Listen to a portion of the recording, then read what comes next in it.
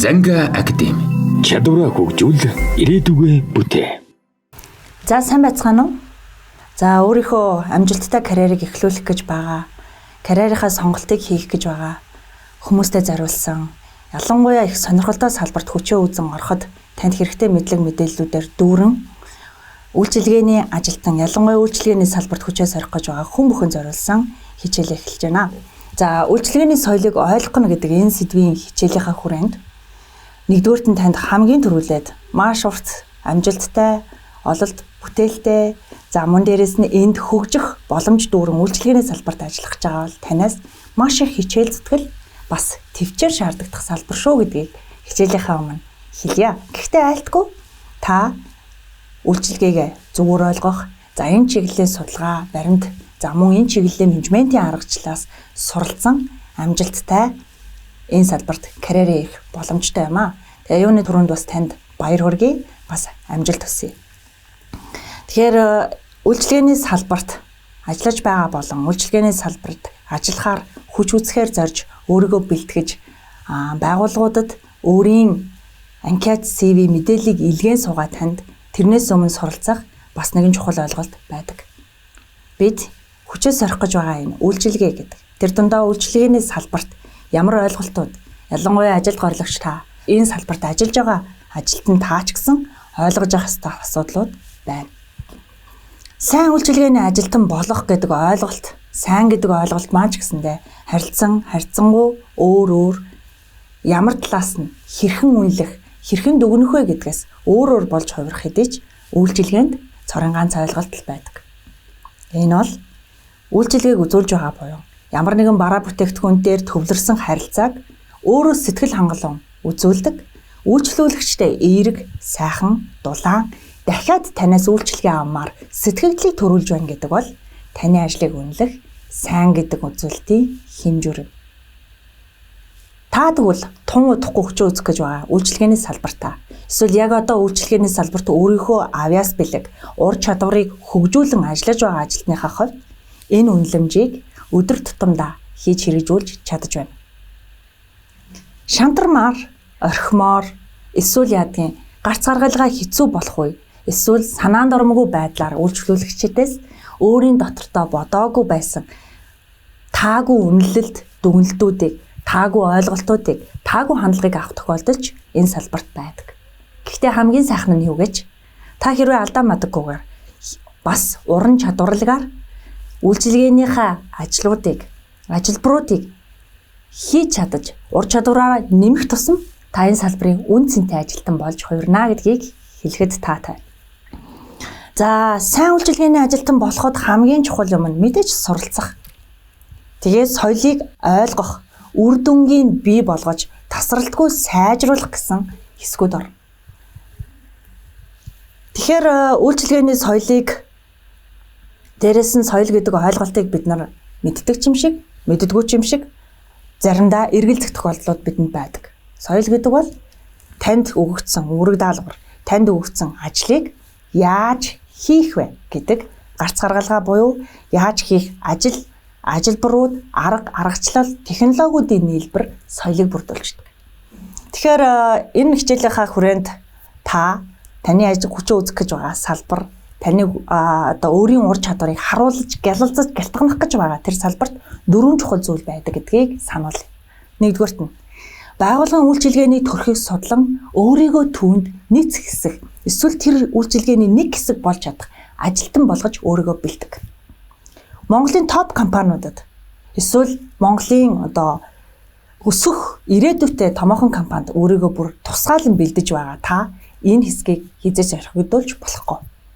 Байгууллагын үйлчилгээний төрх буюу тэр компани, тэр бизнесээр тэр үйлчилгээг авах явцдаа та суралцж байна. Ихэнх ажилд горлогч нар эсвэл ажиллаа хийж байгаа ажилтнч тэр ажиллаа хийх явцдаа энийг мартдаг. Эсвэл ажилд орохдоо огт энэ талаар судлахгүйгээр зүгээр л анкетаа илгээдэг. Тэгээд анкетын шалгаруултан дээрс тэнцсэн бол дараагийн төвшөнд бодохчгүй шууд ярилцлаганд ордог. Энд л бидний ярилцлаганд тэнцэхгүй байх. Эсвэл яг энэ салбарт ажиллаж эхлээд яг ажилласаа тогтвортой, таатай, замун тууштай ажиллах мэдрэмжийг авахгүй байх том тийм сөрөг мэдрэмжийг бий болгоод идэг. Тэм учраас байгууллагын үйлчилгээний төрхийг эхлээд судалж үз. Дараагийнх нь нарийн системтэйгээр суралцсан. Тэгэхээр дэндүү албан үгээр тодорхойлчихж магадгүй. Гэхдээ нарийн системтэйгээр суралц гэдэг нь юу гэхээр байгууллагын алсын хараа юу? Үйлчилгээг ямар зарчмын дагуу хүргэдэг, ажилтнууд нь ямар орчин нөхцөлд ажилдгийг, тэгээ дээрэс нь үйлчилгээгээ ямар зарчим барьж хэрэгжүүлдэг юм бэ гэдгийг л хитгэн зүйлийг л судалж байгаа. Тэгэд танд энэ зарчимтай уялдахуйц таны давуу тал, зан характер, бас дээрэс нь ур чадвар байх юм бол тэрийгээ л тодруулан хөгжүүлээ гэсэн. Мэдээж танд огт байхгүй, танаас хичээл зүтгэл шаардлагатахаар зарчмуудыг баримталдаг тийм газар ажиллахаар өөрийгөө бэлтгэж байгаа бол суралцах нь ойлгомжтой. Дараагийнх нь өөрийн дураар биш, соёлын хэмнэлээр нь ажиллах гэж. Өөрөөр хэлэх юм бол ихэвчлэн ялангуяа хөдөлмөрийн зах зээл дээр хүчин үүсгэх гэж байгаа ажил гориглогч та тухайн дүрмтэй, тухайн байгууллагын дүрм, үйлчилгээндээ болон ажиллаа хийхдээ баримталдаг горим дүрмийг нарийн мөрдөх нь зүйтэй. Дараагийнх нь суралцах сэтгэл зүгээ хурцлах гэж. Тэгэхээр бүх зүйл би суралцах зүйл юу байна вэ гэж харахад өдөр тутмын ажил бас гүйцэтгэх үргүүч нь хамаагүй хялбархан болно. За таны үзүүлж байгаа үйл хөдлөл өмссөн ажлын хувцас мөн дээрэс нь таны карьерээ хийх гээд байгаа тэр үйлчилгээний салбарт таны харуулж байгаа дурсан мэдээлэл буюу таны имиж, бие авч байгаа байдал, үйлчилгээг үзүүлж байгаа донж хэв маяг маш чухал. Тэм учраас өөрийн үйлчилгээ бас өөрийн дүр төрхийг эерэг үйлчилгээний нэг хэсэг болгож байгаа ойлголт байгаа учраас тухайн үйлчилгээг үзүүлж байгаа байгууллага болоод байгууллагын соёлд нийцсэн хувцалтыг хүлээн зөвшөөрөх сэтгэл зүй. Ихэвчлэн бид нар өөрийнхөө дураар эсвэл ядгийн ажилд дөнгөж орж байгаа ажилтны хувьд өөрийн эрх хэрэгчлөөг эрхэмлэх байр суурьнд хандаад идэх нь бидний том алдаа болдог. За түүний дараагийн зэг чухал зүйл бол танаас гарч байгаа дуу чимээ сонсох мэдрэмжээр дамжуулан хүмүүст нөлөөлж идэг. Тэм учраас байгууллагын үйлчилгээний ажилтан та үйлчилгээний сургалтаар авж байгаа үйлчилгээг үзүүлэх. Дуу хоолойны өнгө, ярианы хэв маяг, за дээрэс нь харц хөдөлгөөнийг зайлшгүй сайтар суралцаарай. Дараагийнх нь дүрсэн мэдээлэл. Буюу өөрийн биеийн хилэмж, харагдах байдлын үнэлэмжээ маш их сайжруулж бодит амьдрал дээр хэрэгжүүлж байгаа. Өөрийн үйлчилгээний салбарт ажиллаагүй өөр салбараас энэ салбар руу орж байгаа бол өмнөх ажил дээр гардаг хэв маяг, хэлбэр, мөн дээрэс нь хүмүүстэй харилцааны хэв маяг чинь оронгороо өөрчлөгдөн гэдэгт бэлэн байх нь чухал. За эдгээр зүйлсүүд байдаг учраас та үйлчилгээний салбарт хэвээ хүчээ үзэн сорж өөрийгөө илүү бэлдэнэ гэж бодож байгаа бол өөрийнхөө дуу хоолой, харагдах байдал, биеийн хилэмж, мөн дээрэс нь тухайн бизнесийн тухайн үйлчилгээ үзүүлж байгаа салбарын дотоод систем буюу үйлчилгээ үзүүлдэг зан, характер, зарчмуудаас маш сайн суралцах нь чухал байдаг. За дараагийн нэг чухал зүйл нь төвлөр, суралц, гүйцэтгэх, сайжруулагч. Энэ бол таны үйлчилгээний ажлыг гүйцэтгэх, ажилдаа баримтлах зарчим. Ихэвчлэн үйлчилгээний ажилтан байх эсвэл ажлыг гүйцэтгэж байгаа ажилтан таны хувьд энэ системийн өөрөө тасралтгүй үйл ажиллагаа хийхэд дарамт эсвэл хэцүү эсвэл мэдэж байгаа зүйлийг чинь дахин сануулад байгаа юм шиг мэдрэмж үүсгээд байдаг бол та түр азнаа хичээл рүү анхаараарай. Юу гэсэн үг вэ гэхээр өдөр бүр ажилтан бас үйлчлүүлэгч хоёр юуг мэдрэх вэ гэдэг дээрээс хамгийн гол нь тулгуурласан үйлчилгээний систем хэв маягийг танаа байгууллага танаар гүйцэтгүүлэхийг шаардсан ба. Гэтэл бид нар инээмсэглэлийг зөвхөн өөрийн талаас өөрийнхөө мэдрэмжийг илэрхийлдэг үйлдэл мэт эмх цэгцгүй хааш яаш эсвэл ядгийн тодорхой зарчмаа баримтлахгүйгээр хийдэг. Нараагийн, навчаагийн, дулмаагийн, батаагийн инээмсэглэх хэм маяг өөр шүү дээ.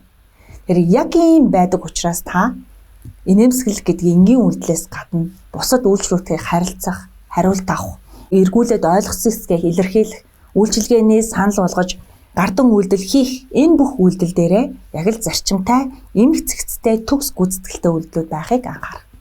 За тэгэхээр эмх цэгц ба хурд ахваалжаа нэмэх. Үйлчилгээний салбарт хүч үзэж байгаа. Энэ салбарт ажиллаж байгаа бол таны гүйцэтгэлд чухал нөлөөтэй байдаг ахваалт сан ба хурд хоёрыг орхисон биш. Бас үйлчилгээ өөрөө эмх цэгцийг байнга шаардж байдаг.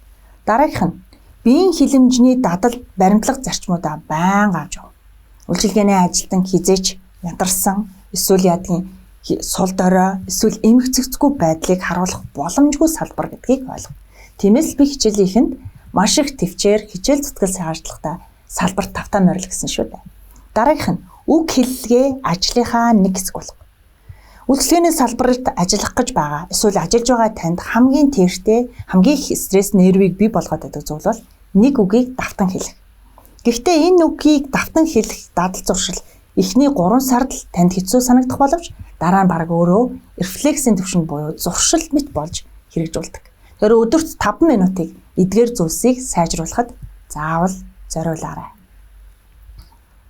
Хэрхэн эдгээр асуудлуудыг ялангуяа үйлчилгээний салбарт үйлчилгээний соёлыг ойлгон хэрхэн чадварлаг ажилтан болох вэ гэдгийг эсвэл хэрхэн чадварлаг ажилтан байх ур чадвараа нэмэх вэ гэдэг хоёр асуулт энэ салбарт ажиллахаар зорж байгаа энэ салбарт ажиллаж байгаа хоёр хүнд хоёуланд нь тулгардаг. Эдгээр асуудлуудад би шаталсан системийн арга буюу өдөр тутмын идэвхжүүлэлтийн 5 аргыг хэлж байна. Нэгдүгээрт нь өдөр тутмын гүн төвлөрөл. Үйлчилгээнд ажиллаж байгаа бол энэ салбарыг сонирхон ажилд горилж байгаа бол та аливаа жижиг ажилбарууд дээр гүн төвлөрж хийх ур чадваруудаа нэмээрэй. Гүн төвлөрлийг бид нар их хэтэрхий гүнзгий ойлгож өртөх хэрэггүй. Тэр нь юу вэ гэхээр өөрөөсөө өдөр тутмын ажилдаа ямар нэгэн утас, ямар нэгэн өөр зүйлд анхаарах, эсвэл хоёр үйлдэлийг зэрэг хийнэ гэж бодож хийж хэрэггүй гэсэн. Өөрөөр хэлбэл таны өмнө байгаа ажлыг ямар нэгэн өөр юмд сатааралгүйгээр эхний ажлыг дуусгалаа дараагийн ажил руу орлоо буюу олон ажлыг зэрэг хийх гэж хичээхээс нэг ажлыг дуусгаж дараагийн ажил руу орох үйлсэн систем шаталсан дистаралтлын алдагдуулаагүй эмх цэгцтэй үйлдэлүүд төгс үйлчилгээг бий болгодог. Дараагийнх нь өдөр тутмын дүрд орох гэж. Тэгэхээр бид нар бодъё л доо ингээнээр гэртээ бид нар аав ээжийн, ах эгчийн, хүний хайртай охин дүүгийн эсвэл ханийн дүр төрхөнд ордог. Харин үйлчилгээний ажилтан болсон тохиолдолд та ерөөсөө үйлчилгээний ажилтны дүр төрхийг гаргана. Таны дотоод мөн чанар ажилд чинь суух уу гэвэл суун мэдээж анзаарагдана. Гэхдээ баримтлах гол зарчим нь танаа байгууллагын үйлчилгээг үзүүлж байгаа тэр ажилтны соёл, хэв маяг, дүр төрх. Өөрийн эго болон өөрийн санаа бодлоо үйлчилгээндээ барьдаг зарчмаасаа хоёрт тавиал гэсэн үг. Дараагийнх нь өдөр бүрийн эмх цэгц. Эмх цэгцтэй ажиллах тусам таны тарих болон таны үйлчилгээгээ хийх ажлын өдөр тутмын ажилбарууд илүү эмх цэгцтэй болохоос гадна танд дарамт багтаа үргэлжлэх боломжийг таабардуулна. Хийж өгөх буюу үйлчилгээ хийх үлгэрчилсэн дараалал байхад та өөрийн гэсэн шин санаа, фантастик санаагаа ч юм уу, ажлаа сайжруулчмаар санаа, хугацаа хожих санаа оруулсан тохиолдолд гарах эрсдлүүд бас байдаг. Яагтвэл үйлчилгээг ихэвчлэн сайн хүргэх зорилгоор таны үйлчилгээг үзүүлэх хэв маягийн чиг үүргүүдийг урд өмнө маш олон удаа судалгаа хийж, за дээрээс нь туршиж, тэгээд таны гар дээр ирсэн ажлын баримтж өгсөн байгаа шүү дээ. Тэм учраас эмх цэгцийг бүү зурч. Дараагийнх нь өдөр тутмын сургамжаасаа суралцах гэж. Тэгэхээр өдөр тутамд өөртөө хит хөөрөгцөнд үнэлгээ биш, эсвэл хит гутрангч үнэлгээ биш, яг л доктортой илүү сайжрах, өнөөдрөөс илүү маргааш илүү сайн ажиллах энэ боломжийг олгож, ажил эхлэх болон ажлын төгсгөлд өөртөө сургамжаасаа суралцсан дүгнэлтүүдийг 5 минутанд хийж араа гэж. Тэгээ мэдээч энийг хийж чадсан бол маргааш нь илүү сайжруулах. За үйлчилгээнд цорын ганц нэг хөдөлшгүй нэг зарчим үйлчилдэг. Тэр бол суралцсанаа зурчихгүй байх. За үйлдэл бүрийг төвлөрч хийх. Тэгээд харилцаа бүрээсээ өөрийнхөө үйлчилгээг илүү сайжрах зам сонголтыг сонгох.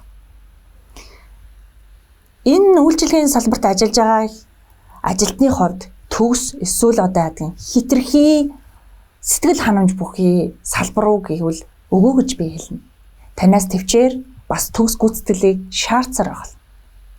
Тэм учраас ажилтан та болон ажилд горилогч та энэ салбарт тасралтгүй хөгжихийн тулд хөгжлийн дараах 3 зүйлийг хийгээрэй. Сургалт, үйлдэл, гүйцэтгэл.